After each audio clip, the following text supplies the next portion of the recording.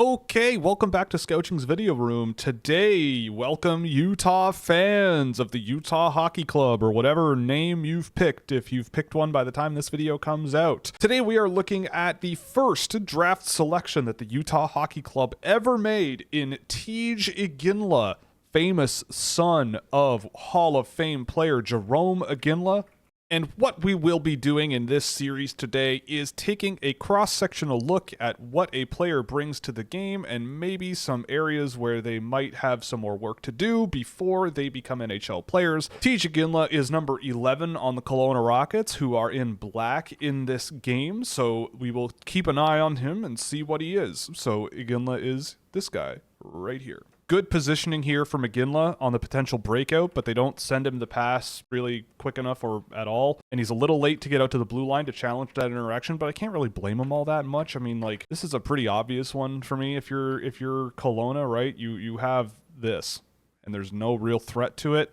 Then you have this, and you have this option. So in a perfect world, Iginla factors into this a little more, but he's not really given a tremendous amount of options. So this is Iginla here. You'll see him race into the offensive zone and not get the best pass directly into his feet, but he follows up, wins that battle against 90, and keeps the offensive possession going, finds a way to get into the offensive zone and get possession, but then takes the puck out of the offensive zone and goes for a skate. Would I have liked to see him keep the puck in the offensive zone in that situation? Sure, but good forecheck, good ability to stay with it, stay with the play, and keep the puck in the offensive zone. Again, I'm not really sure why this guy here would choose to just turn and carry the puck on his own when you've got Iginla here wheeling up with a tremendous amount of speed. I mean, it's the end of a shift, again, like you just turned it over. This when I watch hockey, it really is just a pet peeve of mine to see, you have this, right? You've got 5 guys and a mile of open space and you can play the game. How does this turn into a turnover? I mean, this is how, right? You could just chip it back. You could keep possession and chip it back to the guy behind you. You could just rifle it into the offensive zone, or you could just wobble into the neutral zone and turn it over, right? It has nothing to do with Iginla, but this is why when I watch hockey, there's so much where I go, it's a team sport, and sometimes a really good player can be made to look not as good for a variety of reasons, or the other way around. So as I was ranting there, Iginla with a nice little chip to get the puck out to his buddy here on the right wing. Iginla gets into the offensive zone with a lot more speed than this defenseman here and finds himself alone in front. Doesn't get himself a scoring chance, but very nearly does. Again, Iginla for me has always been a guy about hustle and work rate and finishing ability. That's a good example of exactly what that could entail. So we saw the opposite of this a few times in the Oliver Moore video, the last guy wearing number 11 that we did. But on this offensive zone entry, Iginla, there's double coverage here. He's got a man right behind him. Don't overthink this. He could just turn and fire this on net on the entry and stop play or something. But just a quick little, how do you do? You've got your man coming up the boards here, and now you have the offensive zone possession, and you can go to the net off the puck and try to make something happen there. I love to see stuff like that from guys on offensive entries, even if they are really, really talented players. Selfless, and you're focused on the game a lot more. And I think that I love to see stuff like that more often because it's a more advantageous position to put yourself and your team in my opinion. This just makes me laugh because Iginla will slap his own teammate's stick out of the way there, get the puck, and he's off to the races. I don't know. I'm sure he thought that it was the opposing team's stick. It just made me chuckle, so I thought I'd highlight it. So this is a much better breakout from Kelowna here. So Iginla will receive the pass in the neutral zone. He's got a whole swath of room to make a rush here and see what happens. He takes a low percentage shot, though, on the entry here at the top of the faceoff circle. I mean, generally in the NHL, especially if you're this guy advertised as a bit more of a powerful net-driving winger like Iginla has in the past, I'd like to maybe see him drive a little more to the net, take guys wide, or drop a pass behind him and maybe get to the net, because again, just entering the offensive zone and getting to the top of the faceoff circle or something like that and just putting one on net is a recipe to create chaos, right? Like now you've got to put in hard physical work in the corner to try to gain possession of the puck back, right? So it's just something that if I'm a coach, I try to minimize as much of, I try to just sort of go, let's keep the puck in open ice, keep the puck under our possession and go to the net off the puck and just try to drive possession into the middle of the ice that way. This is just like subtly a really smart play. It's nothing amazing really, but Iginla receives this breakout pass. He's not going to do anything really with this, but what he does do is the way he angles his body. He's got oncoming pressure from this guy. The puck is here. This guy has no real chance of getting to the puck because of the way Iginla's positioned his body. I have to think he knows that this player is heading this way, and he can just leave the puck for him. And they managed to get the puck up the ice a little bit further. So quick little turn, totally in stride, didn't really have to do anything outside of the ordinary. And just a really smart positional body positioning thing that, you know, he could have eaten the puck, he could have driven it back into his own end, but this little one-touch little thing with support and making a good read, I love to see stuff like that. Earlier, when we saw this shot from the top of the face-off circle, so this is shortly after the previous play, Iginla here just is the first one to this kind of weak defensive zone pass, gains the turnover, and he cuts to the net here. If he were maybe less projectable, in my opinion, he'd be taking a shot from, you know, just put one on net from here. Just put one on net because you're under pressure here. You don't want to cough up the puck. You know, turning this way is a risky play because you've got this guy coming in here. But he just drops a shoulder, wide base again. Like, this is kind of what you need, right? Look how wide his legs are. This makes it really hard to knock a guy off the puck. And if you just angle your feet, you can make a quick cut in towards the net, and you never know. If he can pull the puck across the crease like this, he's got a nice backhand chance. He could go 5-hole. That is a significantly better scoring chance than putting one on from the top of the face-off circle or turning and firing from the perimeter. If it's something a player struggles to do, that's okay. But if I'm a coach, that's like constantly something that I'm trying to get my wingers to do a lot more of, is just that instinct to get low and physical and drive to the net, or at least try to get the puck to the net in a more threatening way than just putting one on net from the perimeter, because you're probably not going to score. And if you can find a way to get yourself to the net, better things are going to happen. Quick, no nonsense, one-touch pass. No real time to think.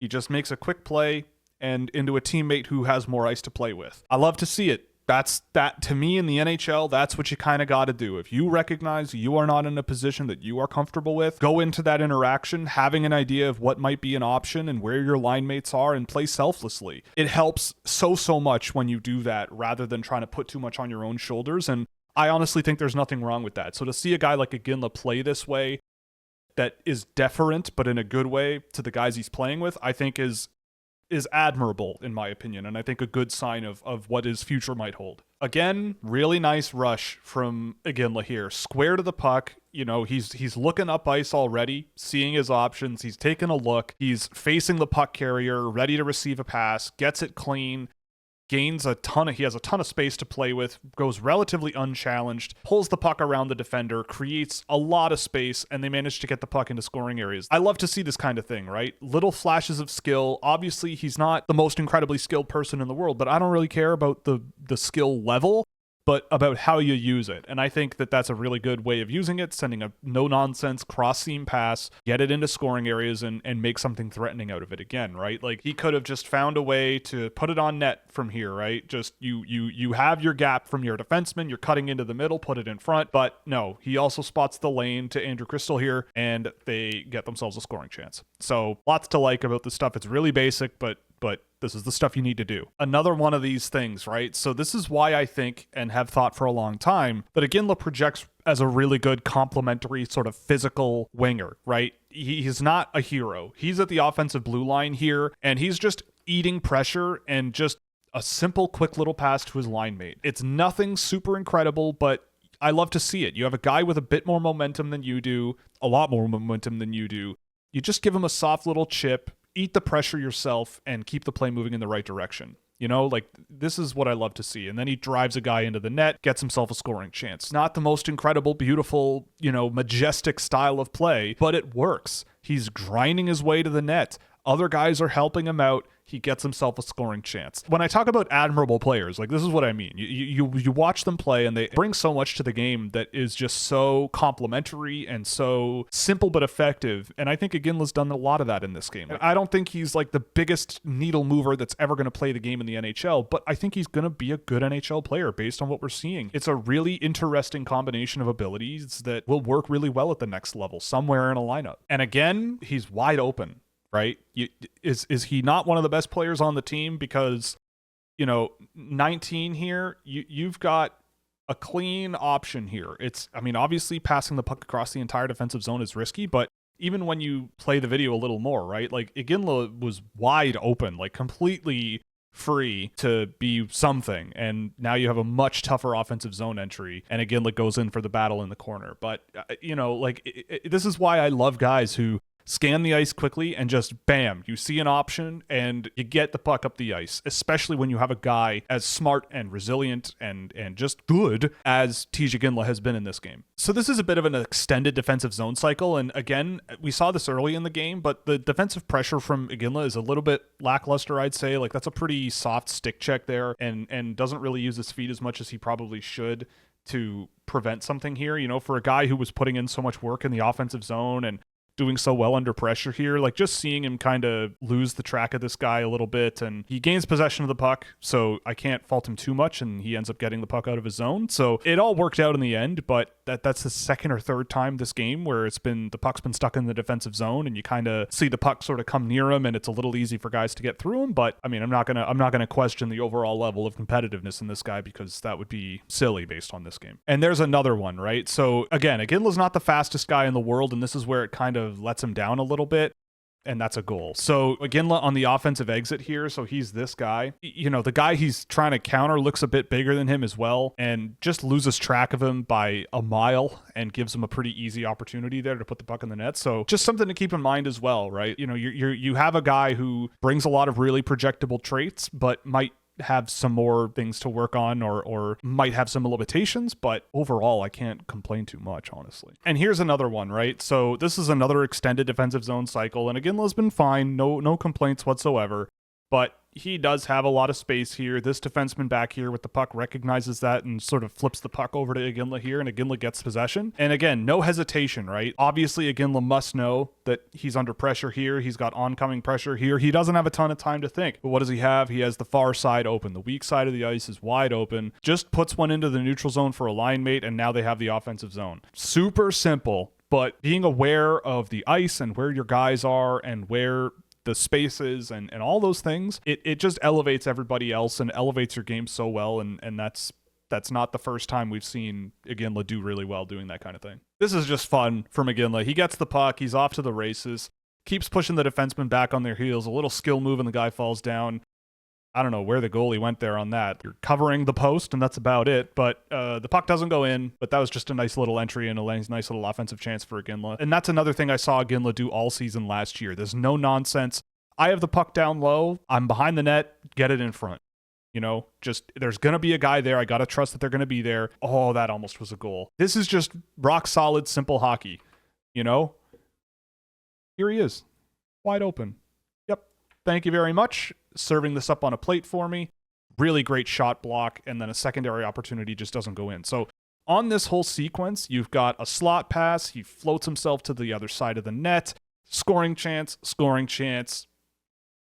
You know, the more often that kind of thing happens, and that only happens because he went to the net, the more often that kind of thing happens, the more often you're going to score goals. And he's scored a lot. And again, right, this is exactly the same thing we've seen any number of times in this game. So Iginla has the puck, a little bit of space, but not a whole lot of time to think. He's under likely double coverage, but he does have a bit of space here. Could he try to exploit it with a rush and try to get there? I don't think so, but maybe really speedy guys might be able to do it, but this is just the simple, smart, effective play. Just pass it, get it to a teammate, then just get it in the offensive zone. Simple, but good. So Iginla loses a stick check here a little bit, just being a step behind, but then the puck gets turned over. He gets a little turned around here, the puck's behind him, but he does a good job shoving a guy out of the way, gaining body positioning, and eating a nice hit there, and getting the puck in the offensive zone at least a little bit.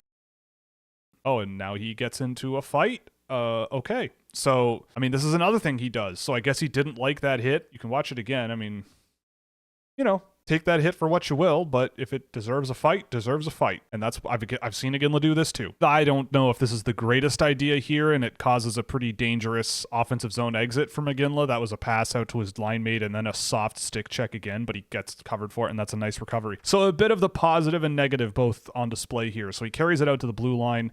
tries to pass it out to the blue line to his defenseman and does not get there. Soft stick check on the defensive zone entry there, but he recovers it and a nice behind the back pass into space. Lots of ups and downs on that little play there from him, but no harm, no foul, I suppose, at the end of the day. And he did make the right play at the end of the day with that behind the back pass, carry a bit of possession and then just defer to someone else in open ice or in more open ice than you're in. This is just a nice little offensive zone entry pass from Iginla here. He's the guy with the puck on the entry and just a little bit of a body turn and just makes a bit of an easier passing angle to get to this guy here and draws a bit of pressure as well from the defenseman and gets himself I don't know if that was a shot or a pass attempt or something from the faceoff dot, but could have been threatening. Simple little stuff, but moves the play in the right direction. This is great. So he just cuts this pass off. There's nobody there for Portland to pick this up.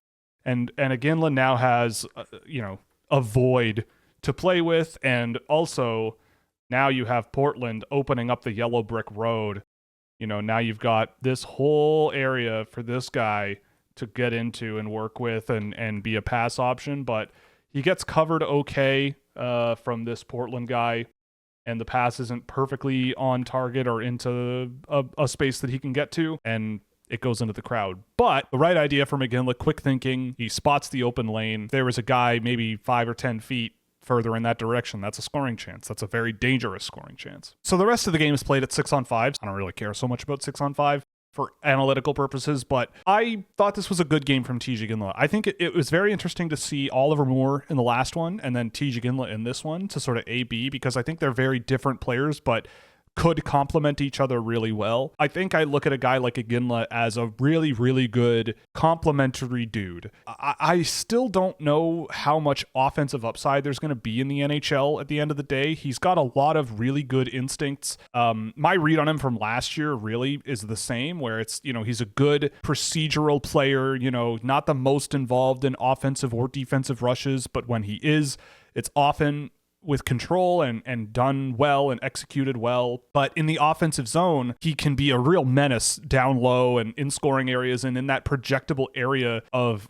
the offensive zone and on an NHL ice surface. So, if the puck can get into the offensive zone with him on the ice, then absolutely there's all the potential in the world for him to be a really good, dependable contributor in the offensive zone, especially if he has some help from other players that maybe have some more speed and possess the puck a little bit better than he does. But he's not poor at those areas either. Like, he's really just a very good player across the board in a lot of different ways. I can't really say too much negative things about Iginla. It's just a matter of like how much upside you think there is in his game. Like, is he a first line physical, power winger in the NHL? I don't know. I mean, maybe you could put him in that position, and with other guys on his line, they sort of complement each other to play at that level. But I don't think he's like the premier line driver. I mean, early in the season when I saw a couple of games of his with Kelowna, I think he was playing center a little more, and I think it exposed a little bit of the pace of his game being a bit of an issue and that real high-end finesse and speed that you kind of need in that defensive zone coverage. And he kind of struggled a little bit, but since moving him back out to the wing, which is where I think he belongs, he showcased a lot of really good stuff. Good physical tools, good body positioning instincts, really smart, selfless style of play that I think anybody would love to share an ice surface with. If I'm playing on a line with him, I know what I'm going to get from him, and I know that it's going to move things in the right direction a lot of the time. So for me, a good game from Tij Iginla. I said it earlier in the show, but just a very admirable player. Just very well-rounded, admirable style of play that is just really, there wasn't anything to me that like stood out as super, super high end, but there was plenty that I thought was really good. For me, on the power ranking, it's going to sound like I'm being critical, but I absolutely am not. I'm going to slot Iginla in at number 13. I mean, this is a huge tier of talent of players, right? For me, based on the games that I saw. I mean, running from the top down, I feel like the Buyan, Demidov, and Parekh performances we saw were spectacular. Hellenius and Moore, I thought were really, really good at the important things an NHL player that an NHL player might find difficult to do. I thought they were very good at it. But the Dickinson, Cowan, Artemanov, Nazar, Sandin Pellikka, Perreault, Hage, Iginla, even Levshinov, I think all of those performances that we saw were all really good. Just they brought something to the game that was really impressive and you could write home about and make notes on and go, yes, moving forward to the NHL, I can see things where these players will be an asset in some way. For a guy like Iginla, it's really basic, but it's really important stuff. And I think that that's what makes him such an intriguing player. So it's a really close group. I have a lot of respect for how he plays. I've always had a lot of respect for how he plays. And I think Utah is going to have a really good player to complement players that they've added over the years, guys like a Logan Cooley, or players on the team already like a Berkeley Catton or players who are already on the team for a while, guys like Clayton Keller. You know, these guys need some of these sort of construction worker style players to do those heavier lifting things and make simple plays and get to scoring areas and be those sort of physical guys. And, you know, we saw Iginla also drop the gloves in this game. So if there's that in his future in the NHL, then there's that in the future in the NHL for him too. And lots of people seem to like that. So with that out of the way, again, really good game from Iginla. I thought it was a good performance, showcased a lot of what I expected. He's a good player, so he slots in at a solid slot for me based on what I've seen of all of these players to this point in the season. So if you liked the video, definitely subscribe to the channel and like the video if you haven't already. And if you really want to support what we do, check out Scouching.ca, where a subscription over there will get you access to our Discord server, as well as plenty of cool data tables and tools for drafted and undrafted prospects, as well as plenty of other stuff like live access to my rankings and data visualizations for my tracked data, all kinds of cool stuff you can check out over at Scouching.ca. So that's it for today, and we'll see you in the next one. Thanks for watching.